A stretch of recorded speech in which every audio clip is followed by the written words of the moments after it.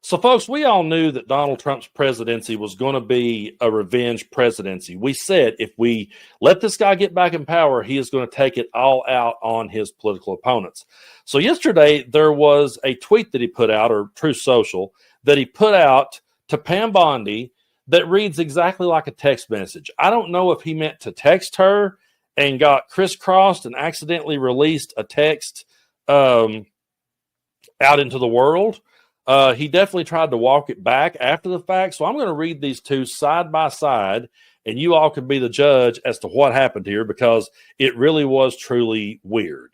So here was what he put out for the world to see. He says, Pam. Now, that's what's kind of awkward to me about this. Right out there, he just puts, Pam, I have reviewed over 30 statements and posts saying that essentially, same old story as last time, all talk, no action.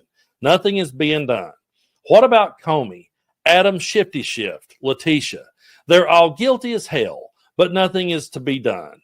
Then we almost put a Democrat supported U.S. attorney in Virginia with really bad Republican past, a woke rhino who was never going to do his job. That's why the two of the worst Democratic senators pushed him so hard.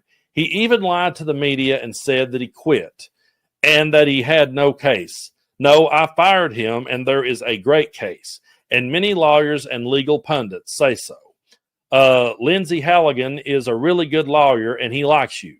We can't delay any longer. It's killing our reputation and credibility. They impeached me twice. They indicted me 5 times over nothing. Justice must be served. Does that read like one of his normal Truth Social posts to you? Because, yeah, he does throw some all caps. And if that's the case, then that tells you, if this was an accidental text message, that shows you that he does all caps and text messages too. And I can tell you that I'm trying to think. I don't think I have ever, like, all caps in the middle of one of my text. I'll put a laugh out loud or a smiley face on the end just because things can get lost in translation, and I want the person to know that I'm joking. Or sometimes I will literally put in parentheses, that was sarcasm. I'll say something like that, but I've never typed in all caps when I was tweeting a friend. But again, he's wanting to go after these people because of what he feels was done to him. I've always said he was being held accountable for his actions, the actions we saw him do right out in the public square. But this is a revenge presidency. Now, he did try to dial it back. And this is what he posted. Now, this reads more like a Truth Social post to me. This is more. So now he says, Pam Bondi is doing a great job as Attorney General of the United States. She is very careful. He's not very careful at all, but she is very careful, very smart, loves our country, but needs a tough prosecutor in the Eastern District of Virginia, like my recommendation, Lindsey Halligan, to get things moving. What we don't need is a Democrat-endorsed Republican. I will be nominating Lindsey Halligan to be the United States Attorney in this very important part of our country. She will be fair, smart, and will provide desperately needed justice for all. No, folks, he does not want justice for all. He wants justice for himself and retribution against everyone that ever tried to hold him to accountability. He also wants to make sure that he rewrites history and reshapes the narrative. And that's why that we are always going to be here calling this stuff out, because what he's really doing is trying to rewrite history. But here he gets asked about this whole Pam Bondi situation. And, of course, anytime he tries to explain himself, he only makes it worse. Take a look.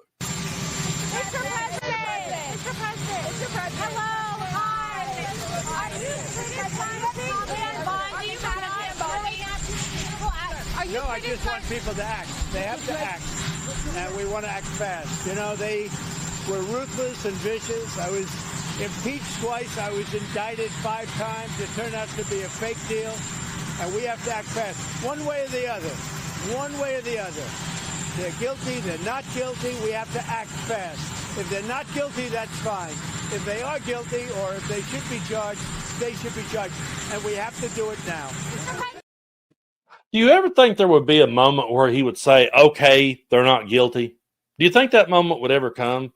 Do you think we will ever have a moment where he will say, well, you know what, I disagree with this Democrat, but they're not radical left?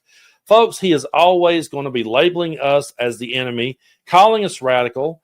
And I will say here so many times on the channel, and I'll die saying it, that we are not radical for wanting people to have a living wage. We're not radical for wanting people in the LGBTQ community to be able to live the life they were born to live.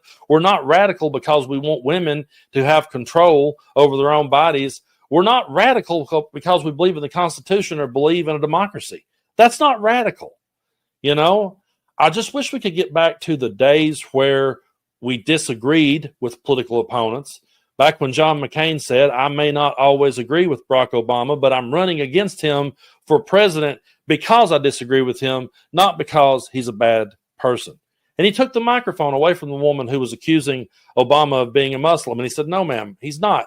He's just someone who I have strong political disagreements with. There's nothing wrong with strong political disagreements. We're going to have them. It's natural. We should have them. But Trump is clearly right here in this moment trying to get revenge and trying to rewrite history and accuse anyone out there of being his enemy. Well, just because we disagree with him does not mean we're from the enemy from within. Just because we disagree with him does not mean that we should be rooted out like the vermin. Okay, that's the type of rhetoric that needs to be toned down. If you want to talk about toning down rhetoric, it's got to start at the top. It has got to start with Donald Trump. He's the one that's got to tone it down. But folks, at this point in the game, to me, it's too late. It's way too late for him to ever try now to backpedal on this one. I don't even think he could, and we know he won't, because it has to appeal to his base, and his base is hateful people. I do believe that there are people out there that are reasonable, and I do believe that I'm not saying that everyone that voted for Donald Trump was even MAGA necessarily. I think there's a lot of apolitical people who just weren't paying attention and whose papa voted Republican, so they thought it was their duty to vote Republican.